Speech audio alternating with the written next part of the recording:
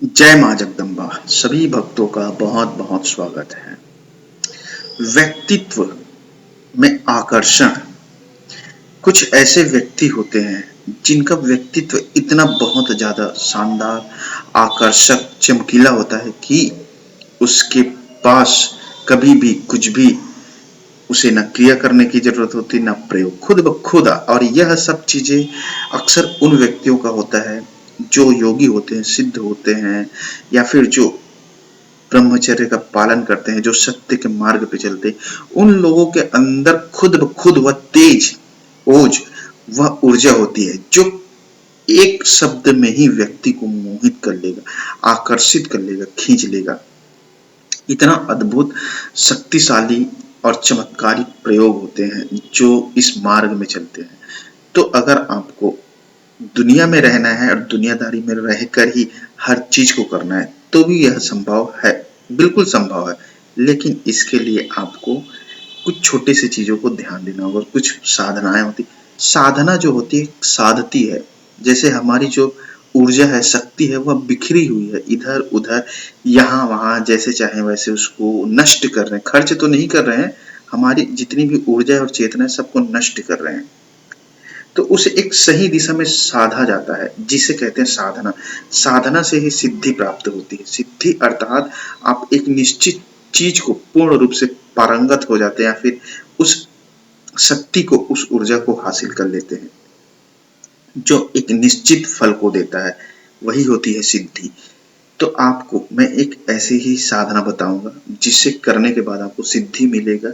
एक ऐसा असीमित और आकर्षक व्यक्तित्व के स्वामी बन जाएंगे जो आपके व्यक्तित्व में बहुत ज्यादा, कई गुना शक्तियों को विकास कर देगा, विकसित कर देगा। यह अद्भुत शक्ति, अद्भुत शक्ति वह है आपका ब्रह्मचर्य का पालन।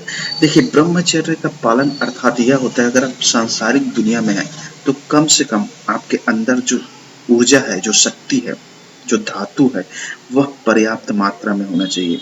ऐसा नहीं है कि आप शादीशुदा ना हो या फिर जीवन में आपने बच्चे पैदा ना किया हो, यह सब कर सकते हैं।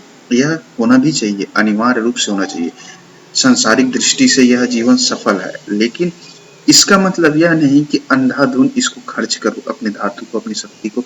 इतना आप जितना बचाने की कोशिश करेंगे उतना ही आपके अंदर जो है अद्भुत शक्ति जागृत होने लगेगा, क्योंकि यही धातु है जो शरीर के अंदर तैरते रहता है। यही वो कण है जो आपके लिए लड़ते रहता है। यही वो कण है जो हर प्रकार के बीमारी हो गया या फिर कोई भी समस्या हो गया उससे ये लड़ता है। यह कण आपके शरीर में पूर्ण रूप से विद्यमान रहता है, हर जगह तैरते रहता है। अब बात आती है कि इसकी रक्षा कैसे करें, ऐसा क्या चीज करें जिससे इसकी रक्षा हो। तो इसकी रक्षा करने के लिए सिर्फ और सिर्फ एक ही रास्ता है, वह है आपका दृढ़ इच्छा होना, प्रबल इच्छा होना कि नहीं, फिजूल खर्ची नहीं करना है, धातु का वीर्य नाश नहीं करना है।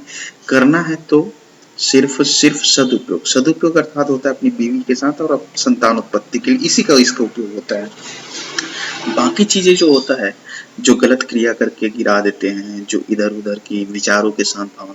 देखिए, सबसे पहले तो याद रखिएगा मित्रों, जो आपके अंदर विचार चल रहे हैं, जो भावनाएं चल रहे हैं, जो कल्पना के दौड़ते हैं, कल्पना में आप ये कर रहे हैं, वो कर रहे हैं, इसके साथ है, उसके साथ है, अब फला फला, वो सिर्फ कल्पना है। सच से कोसों दूर, कोसों दूर नहीं, सच है ही नहीं वो। तो कल्पना को सच मानकर भ्रम में आप अपने साथ अन्याय मत करिए, अपने ही साथ खिलवाड़ मत करिए, क्योंकि आप सिर्फ एक कल्पना को अपने अंदर इमेजिन कर लिए हैं और उसके साथ जीवन में आप उसी के अनुसार चलने लग गए हैं। तो वह जो है सच नहीं हो सकता।